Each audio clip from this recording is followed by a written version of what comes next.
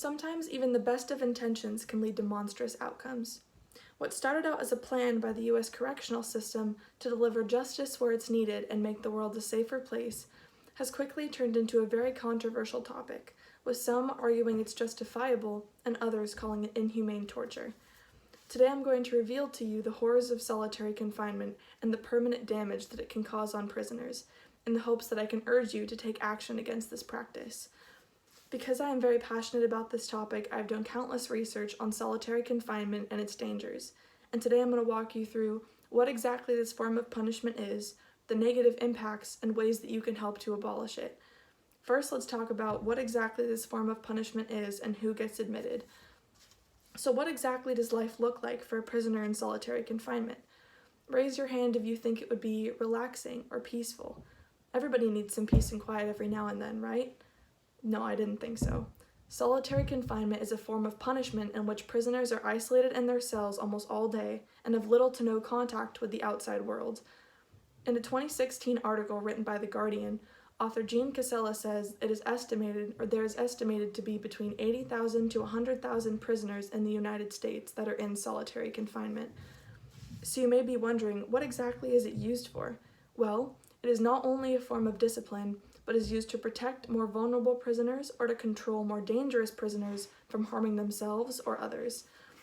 The article also states that criminals get admitted not only for violent acts, but for possessing contraband, testing positive for drugs, ignoring orders, or using profanity.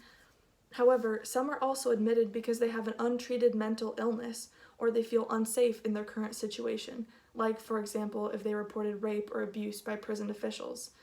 The conditions in solitary confinement are often harsh as well, as it involves up to 24 hours a day in a cell, and prisoners are only let out for an hour each day to get brief exercise. They are not allowed to leave their cells for visits or phone calls, and some are even escorted in handcuffs everywhere they go. In many ways, it seems like they are treated more like animals than human beings, and for this reason, it's no wonder, because of the constant dehumanization they face every day, that many of them begin to lose their minds. The prisoners' limited exposure to the outside world can physically and mentally harm their bodies.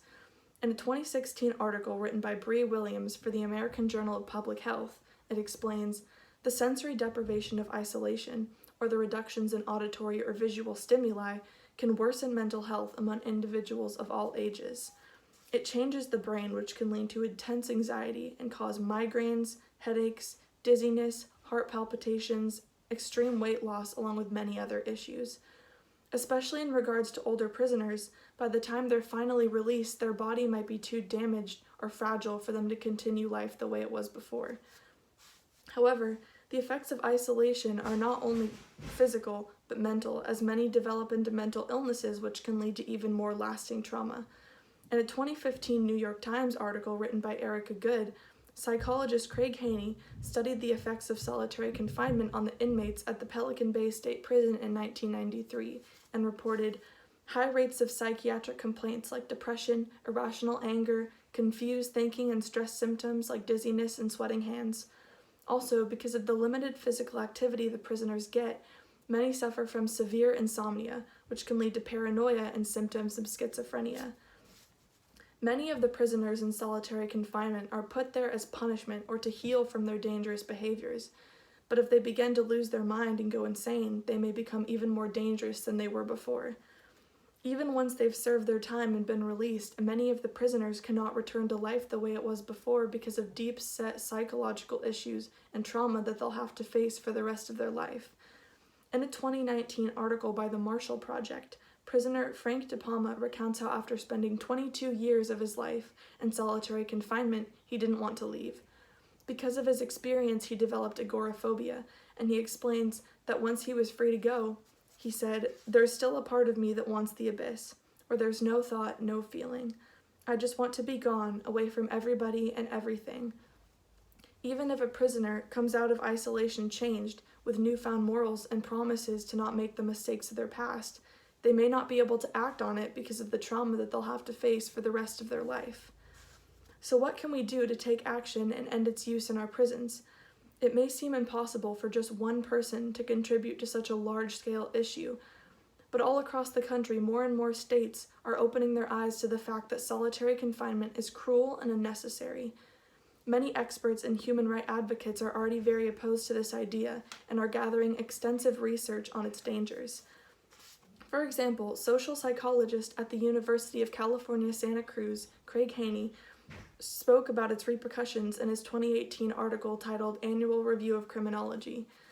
He explained that not only does it cause serious psychological damage, but there is an emerging consensus that it is costly and ineffective and only worsens the problems that it was intended to solve.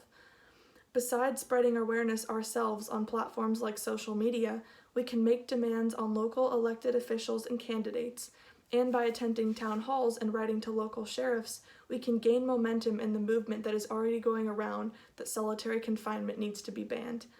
Also, we can give our money and time to local prisoners' rights organizations, or simply invite those in our community who have spent time in solitary confinement to speak up and speak out about their experience so that more awareness is spread. There are many ways that you can help, even if they may seem insignificant. And now that I have shared with you ways that you can take action, I would like to leave you with this. Humans aren't meant to be caged up like animals. We are social creatures that need interaction, and just like the prisoners in solitary confinement, if we are treated like monsters, we will become monsters. Solitary confinement only worsens the problem it was intended to solve, and no matter how many mistakes a person has made or crimes they have committed, breaking their minds is not the answer to solving the problem. Thank you.